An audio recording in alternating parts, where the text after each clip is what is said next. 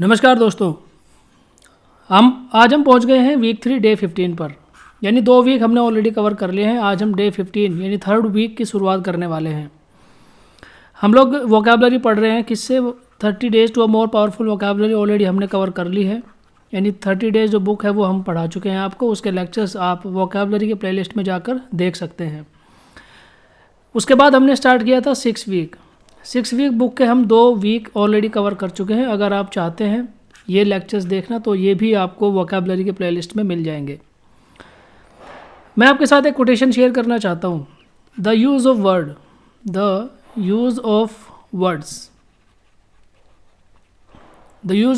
Right words actually, क्योंकि words तो बहुत सारे हो सकते हैं, राइट और रॉन्ग भी। The use of right words is more important than right argument। Argument आपको पता ही होगा क्या होता है। जब आप किसी के साथ बहस करते हैं किसी मुद्दे को लेकर, that is called argument.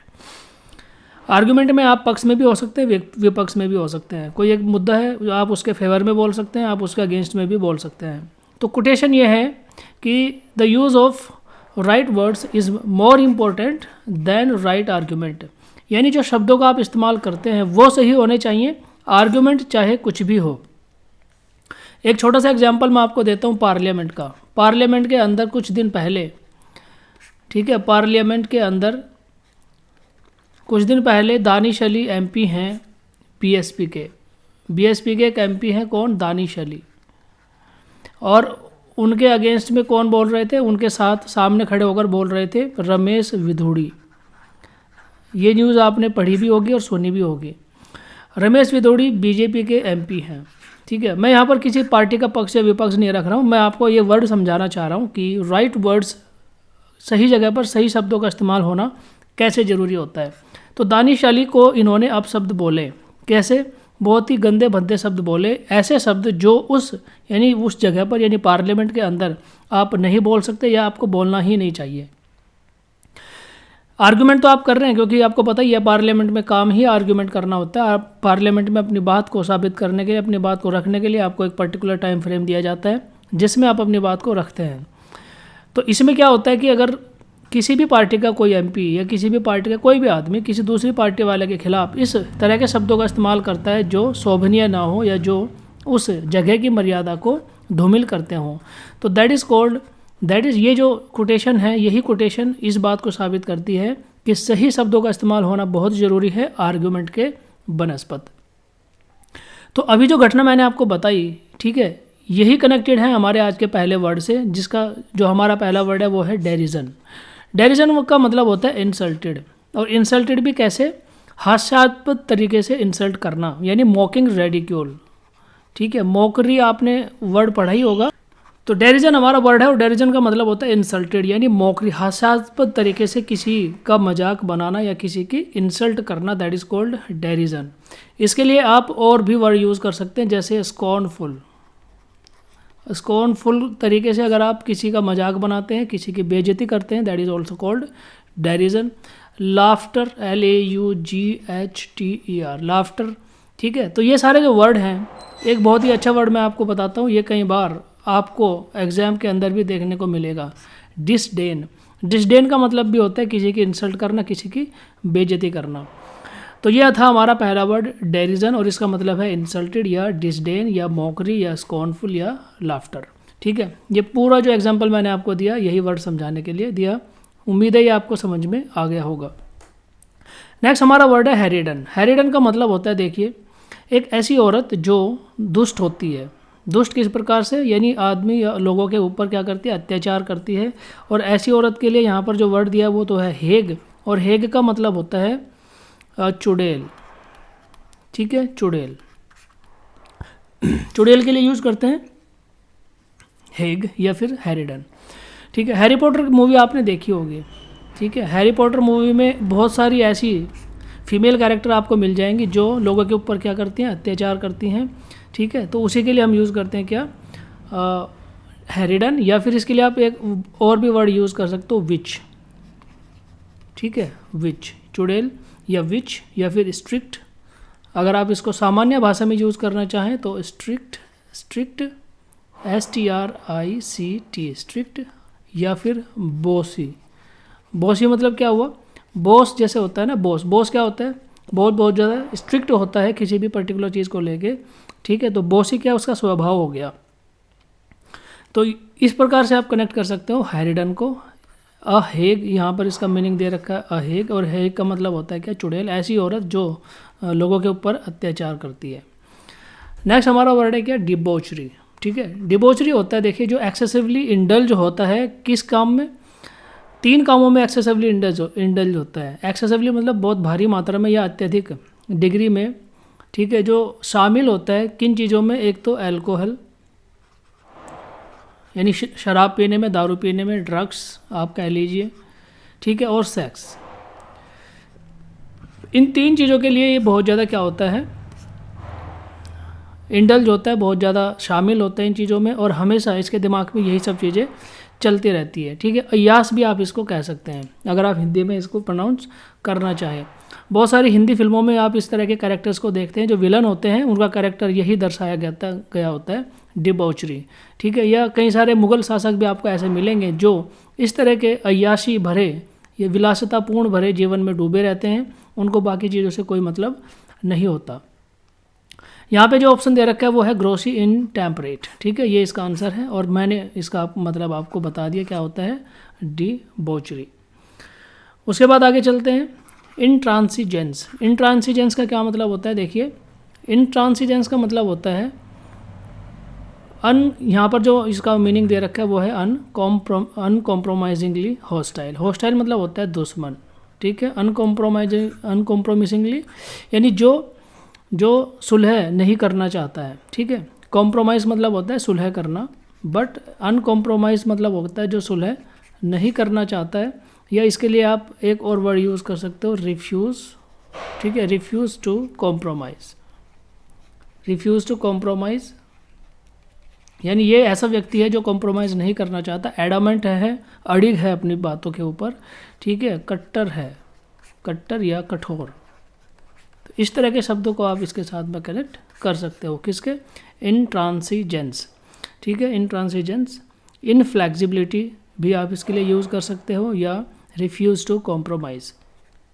Next हमारा वर्ड है इनवेक्टिव। एक तो होता है इनएक्टिव। इनएक्टिव मतलब होता है जो सुषुप्त होता है, ठीक है, एक्टिव नहीं होता है, उसमें कोई हलचल नहीं होती है, लेंट होता है।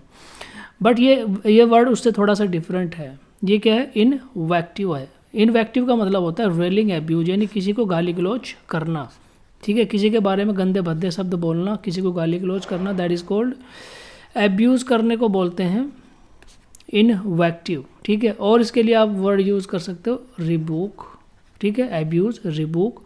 इंसल्ट भी कर सकते हो, ठीक है, किसी एक पर्टिकुलर डिग्री में इंसल्ट ही तो हुआ, किसी को गाली गलौज करना, किसी के साथ में बदतमीजी करना या किसी को गाली देना, दैट इज़ कॉल्ड इनवेक्टिव या रेलिंग, एब्यूज़ या फिर रिबूक या इंसल्ट। आगे चलते हैं। नेक्स्ट हमारा वर्ड है ऑस्टेरिटी, ठीक है। ऑस्टेरिटी का मतलब होता है यहाँ पर क्या दिया, सेल्फ रेस्ट्रेंट। सेल्फ रेस्ट्रेंट मतलब होता है, देखिए, रेस्ट्रेंट मतलब होता है जब आप किसी पर्टिकुलर चीज़ पर क्या लगा देते हैं, लिमिट लगा देते हैं, रोक लगा देते हैं, उसको सीमित कर देते हैं, उसको कहते हैं रेस्ट्रेंट। सेल्फ रेस्ट्रेंट की बात कर रहा है तो ऐसा व्यक्ति जिसने अपनी इच्छाओं के ऊपर क्या कर दिया, रोक लगा दी, तो ये क्या करेगा, ऐसा कौन व्यक्ति हो सकता है, ऐसा वही व्यक्ति हो सकता है जो तपस्वी हो, ठीक है। तपस्या, ऑस्टेरिटी मतलब तपस्या भी कहते हैं, या ऐसा व्यक्ति जो भोग विलासिता या लग्जूरियस लाइफ से बिल्कुल अलग हो चुका हो या दूर हो चुका हो, तो that is called austerity. Next word है वोरासिटी। देखिए, वोरासिटी मतलब क्या होता है, जब आपके पास या आप ऐसी इच्छाएं रखते हैं कि दुनिया में जितनी भी अच्छी चीज़ें हैं वो सब आपके पास हो, आपका ऐसा लालच है, आपकी ऐसी इच्छाएं हैं, जैसे बहुत बढ़िया गाड़ी आपके पास हो, बढ़िया घर हो, बहुत सारा पैसा हो, तो अगर आप इस डिग्री की इच्छा रखते हैं ना, तो दैट इज़ कॉल्ड वोरासिटी, ठीक है। ग्रीडी इसको बोलते हैं लालच। वोरासिटी मतलब ग्रीडी या लालच होता है। The state of being very eager. Eager मतलब क्या हुआ, ईगर मतलब हुआ आपकी जब इच्छा शक्ति बहुत ज़्यादा बढ़ जाती है, यानी आप किसी चीज़ को पाने के लिए जब आप बहुत ज़्यादा प्रयास करते हैं, तो दैट इज़ कॉल्ड ईगर। तो अगर आप इस तरह की कंडीशन में हैं कि आप ये चाहते हैं कि आपके पास हर वो चीज़ हो जो अच्छी है और जो दूसरों के पास है वो आपके पास भी होनी चाहिए, ठीक है। तो लालच की भावना से जब आप काम करते हैं तो ये जो स्टेट है, ये जो कंडीशन है, इसी को कहते हैं वोरासिटी। देखिए, ठीक है, स्टेट ऑफ ग्रीडीनेस, यहाँ पर आंसर दिया है ग्रीडी। नेक्स्ट हमारा वर्ड है क्या, वेस्ट्रल, ठीक है। वेस्ट से आप इसको कनेक्ट कीजिए। वेस्ट मतलब क्या होता है, वेस्ट मतलब होता है अनवर्दी या जिसके कोई वैल्यू ना हो, ठीक है, अनवर्दी। तो अनवर्दी अगर कोई चीज़ है जिसकी कोई वैल्यू ना हो उसके लिए हम यूज़ करते हैं क्या, वेस्ट्रल। और यहाँ पर क्या ऑप्शन दिया है, स्प्लेंड थ्रिफ्ट। स्पेंड थ्रिफ्ट है। स्पेंड थ्रिफ्ट मतलब होता है जो बहुत ज़्यादा क्या करता है, खर्च करता है चीज़ों के ऊपर और उसके लिए पैसे की कोई वैल्यू है नहीं, ठीक है। तो इसके साथ आप इसको कनेक्ट कर सकते हो, अनवर्दी या वेस्ट्रल या फिर अनवर्दी या स्पेंड थ्रिफ्ट। ओके, तो ये थे हमारे आज के वर्ड जो मैंने आपको पढ़ाए, और इसके बाद जो है एक्सरसाइज के अंदर हम इसको रिवाइज करने वाले हैं। जितने भी वर्ड अभी तक मैंने आपके पढ़ाए ये दोबारा से अब हम इस एक्सरसाइज में आपको क्या करने हैं, मैच कराने हैं, मैच ऑफ द फॉलोइंग में। ओके दोस्तों, तो हम पहुंच गए अपने एक्सरसाइज के ऊपर। ये एक्सरसाइज है जिसमें हम जो वर्ड्स अभी हमने पढ़े हैं उनको हम दोबारा से रिवाइज करने वाले हैं। देखिए, ध्यान से देखिएगा। पहला वर्ड है हमारा क्या, डेरिजन। और डेरिजन मैंने आपको बताया था क्या होता है। डेरिजन का मतलब होता है मौखरी या रेडिक्यूल करना, किसी को बेइज्जत करना, दैट इज़ कॉल्ड डेरिजन। उसके लिए यहाँ पर क्या वर्ड दिया है, देखिए, स्कॉर्न दिया है, ठीक है। इसका क्या मतलब हुआ, स्कॉर्न। नेक्स्ट वर्ड है हेरिडन। हेरिडन का मतलब क्या था, जो चुड़ैल होती है ना, जो दूसरे व्यक्तियों को क्या करती है, उनके बारे में गलत, उनको नुकसान पहुंचाती है, दूसरे व्यक्तियों के बारे में नुकसान पहुंचाती है, ऐसी औरत के लिए यूज़ किया जाता है हेरिडन। स्ट्रिक्ट बॉसी या बेलिजरेंट वुमेन, ठीक है, बेलिजरेंट वुमेन। हैरी पॉटर के मूवीज़ में बहुत सारी औरतें आपने ऐसी देखी होंगी, ठीक है। नेक्स्ट वर्ड है हमारा क्या, डिबॉचरी। डिबॉचरी का क्या मतलब होता है, डिबॉचरी का मतलब होता है मॉरल करप्शन, ठीक है, excessively intelligence in alcohol, drugs and sex, ठीक है। ऐसा कोई व्यक्ति जो इन सब चीज़ों में इंडल्ज होता है, भोग विलासिता में खोया रहता है, that is called debauchery. Moral corruption के साथ आप इसको कनेक्ट कर सकते हैं। नेक्स्ट वर्ड है इंट्रांसिजेंस। इंट्रांसिजेंस का मतलब क्या होता है, रिफ्यूज़ टू कॉम्प्रोमाइज़। ये अभी मैंने आपको पढ़ाया था, रिफ्यूज़ टू कॉम्प्रोमाइज़, तो ये तो इसके सामने ही हो गया, रिफ्यूज़ल टू कॉम्प्रोमाइज़, यानी सुलह करने से मना कर देना या अपनी बात पर अड़िग रहना, दैट इज़ कॉल्ड इंट्रांसिजेंस। नेक्स्ट है नंबर 5, इन्वेक्टिव। इन्वेक्टिव का मतलब होता है टू अटैक विद वर्ड्स या बिटर कंडेमिनेशन करना, ठीक है, बिटर कंडेमिनेशन करना या बहुत ही तीखे शब्दों का इस्तेमाल करना। ये जो वर्ड दिया हुआ है वो वायलेंट एक्यूजेशन, ये यहाँ पर कनेक्ट हो गया। नेक्स्ट वर्ड है ऑस्टेरिटी। ऑस्टेरिटी मतलब वो क्या होता है, जो अपने आप के ऊपर क्या करता है, लगाम लगा के रखता है या फिर ऐसा सन्यासी जीवन जीता है, ठीक है, उसको कहते हैं ऑस्टेरिटी। और यहाँ पर क्या दिया, सेल्फ रेस्ट्रेंट दिया है इसके लिए, ये है सेल्फ रेस्ट्रेंट, ठीक है। तपस्वी भी इसको आप कह सकते हैं, या जो तपस्या करने वाला व्यक्ति होता है वो होता है ऑस्टर। नेक्स्ट वर्ड है हमारा वोरासिटी।